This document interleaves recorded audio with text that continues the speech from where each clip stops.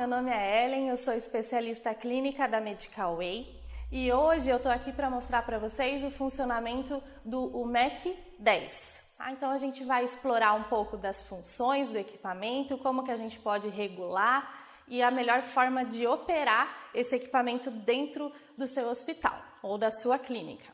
Tá? O que a gente vai ter aqui? Uma tela de 10 polegadas, tá? Com o botão de liga e desliga na lateral do equipamento. Para ligar, um toque. Para desligar, segura uns 3 segundos, ele vai dar a mensagem de desligando na tela e depois você pode soltar. Tá? E na outra lateral, a gente tem a entrada dos parâmetros. Tá? O MEC 10 ele tem a função de ECG, com 7 derivações, saturação, temperatura e pressão não invasiva. Quando a gente liga todos esses parâmetros no paciente, a tela vai ficar mais ou menos dessa forma. Então, o que vai ser importante de vocês visualizarem na tela? A gente tem essa tela que a gente chama de padrão normal, que vai mostrar 2 traçados de ECG, a escolha, a curva pletismográfica da saturação, a curva de respiração, que é feita através dos eletrodos de ECG, através de impedância torácica. Então, colocou os eletrodos de ECG, ele vai conseguir identificar essa alteração de tórax para fazer a leitura da respiração. Tá? O canal de temperatura, que a gente pode usar tanto o sensor esofágico quanto o sensor de pele, tá? E a leitura de pressão não invasiva com sistólica, diastólica e média. Tá? Para os ajustes, todo e qualquer ajuste que eu for fazer, vocês vão rodar o botão operacional, que a gente chama de knob, tá? E envolver o parâmetro que você quer alterar.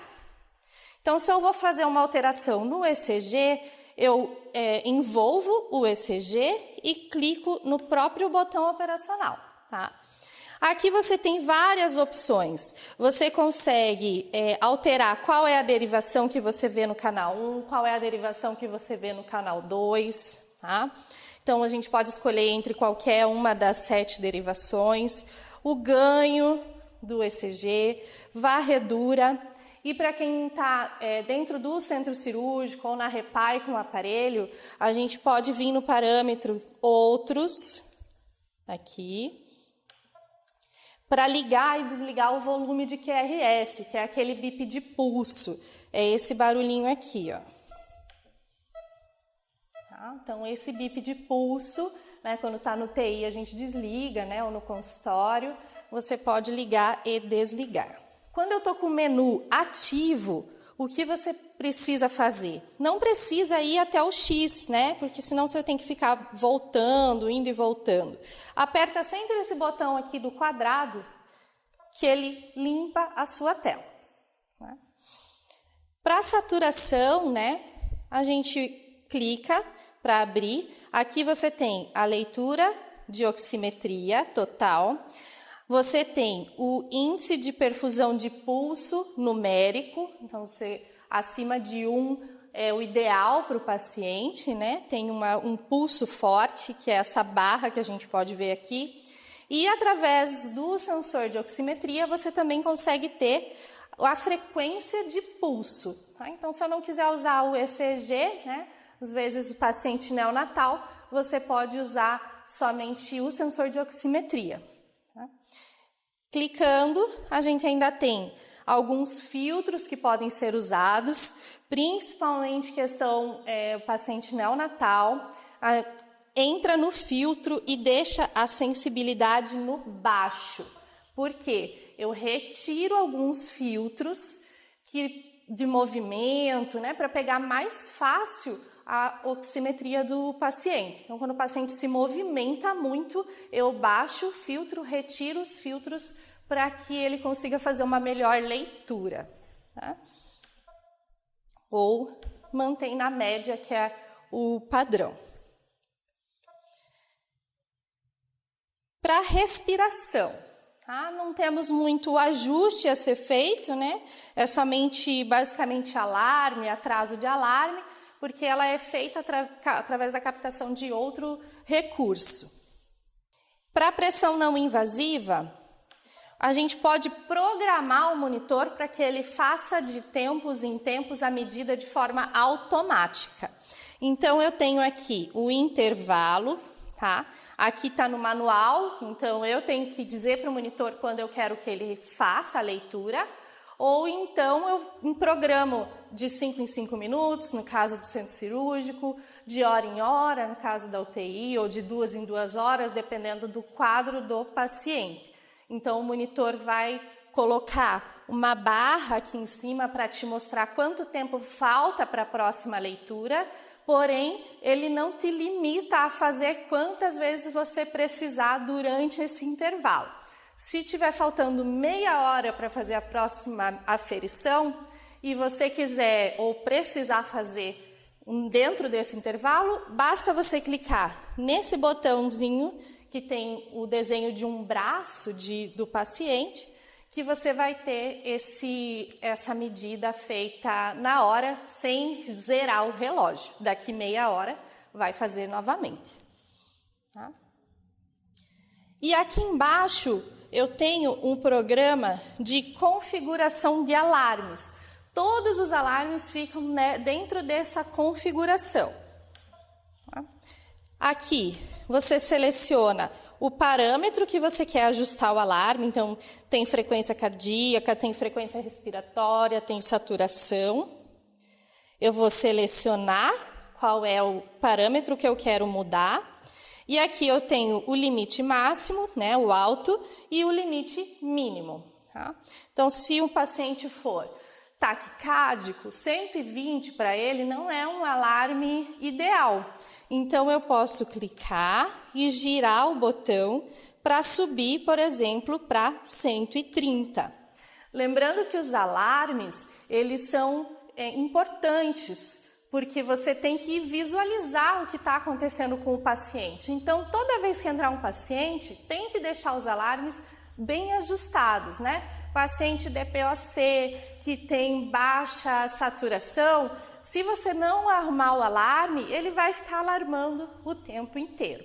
Então, alarmes são importantes de serem ajustados paciente por paciente. Se você vier nesse botãozinho, que parece uma lua aqui, ele vai abrir mais algumas opções de menu. Tá? As opções de menu que são bem importantes é a revisão. É o histórico do que aconteceu com o monitor nas últimas 120 horas. Tá? Então, a gente tem 2 tipos de revisão. Revisão de traçados, né? Que daí você consegue ver como o paciente evoluiu. E a gente tem a tendência tabular, né? Ou que a gente tem os valores. Eu vou mudar aqui para ver de minuto em minuto. Aqui você escolhe, eu quero ver de 1 em 1 minuto, 5 em 5 minutos, 10 em 10 minutos. Eu vou pôr para ver de 5 em 5 minutos.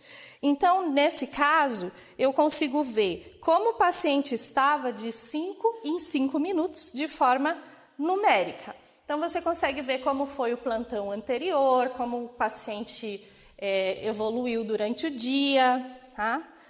Dentro dessa configuração. Tá? Uma coisa importante para as tendências. Quando está no mesmo paciente, a gente jamais deve desligar o monitor. Quando eu desligo o monitor, ele entende que você vai mudar de paciente. Se você muda de paciente, ele apaga o histórico anterior e mantém o histórico do novo paciente. Se você precisar, por algum motivo, tirar a monitorização do paciente, você vai usar essa tecla aqui, esse comando, que chama espera, tá? A tecla de espera. Ele vai pedir para eu confirmar, para entrar no modo de espera, e ele entra em stand-by. Nesse caso, o monitor sabe que você fez uma pausa na monitorização. Ele não vai apagar o seu histórico. Tá? Depois de ter feito o banho ou levado para exame, né, ou alguma coisa que precisou dessa interrupção, você clica em qualquer botão que ele volta a monitorar. Para os botões laterais, o que é importante? O primeiro botão é para caso tenha havido algum alarme, por exemplo, estava com um sensor de temperatura ligado e depois eu tirei o sensor de temperatura porque eu não vou mais precisar. Ele vai ficar um alerta em cima do monitor falando que o sensor de temperatura foi desligado.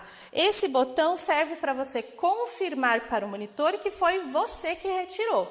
Então você clica aqui, ele retira esse alarme porque você disse para ele que foi uma ação sua. Tá? Mesma coisa para bateria, né? Todos esses alarmes que são de ação. O segundo botão é para pausa de alarme. Tá? Ele pausa o alarme por 2 minutos e daí você tem tempo de trabalhar com o paciente. Né? Tá alarmando baixa saturação. Eu vou lá e pauso, daí vejo o que eu posso fazer, aumento o oxigênio, algo que eu possa fazer para ele não ficar alarmando. Tá? O terceiro botão a gente já viu, que é para insuflar ou parar a insuflação do manguito para pressão não invasiva. O quarto botão, ele congela meus traçados, mantém o paciente monitorado numericamente e a curva ele congela. Então, se tirar alguma foto, né, aí a gente consegue correr aqui na curva para a gente conseguir ver essa tendência. Clicando novamente, ele desabilita. Tá? E o último botão é o botão de menu. Tá? Do botão de menu, o importante para vocês saberem é como alterar esse layout da tela. Né? No começo eu falei que a tela é chamada de tela normal. Como que eu faço para alterar esse layout? Eu venho em configuração de tela, layout de tela, que é o que a gente vai mudar, é o formato, né? A apresentação dessa tela. Aqui eu estou nessa tela normal. Eu tenho o padrão de tela de números grandes. Para que vai servir essa tela? O paciente está com pouca monitorização, UTI neonatal, né, que a gente usa mais esses números maiores, ou mesmo o plantão noturno, né, quero deixar a tela maior para conseguir enxergar de longe, a gente divide a tela em 4 e os números ficam maiores. Tá? Então, a gente tem ECG, saturação, respiração, pressão não invasiva.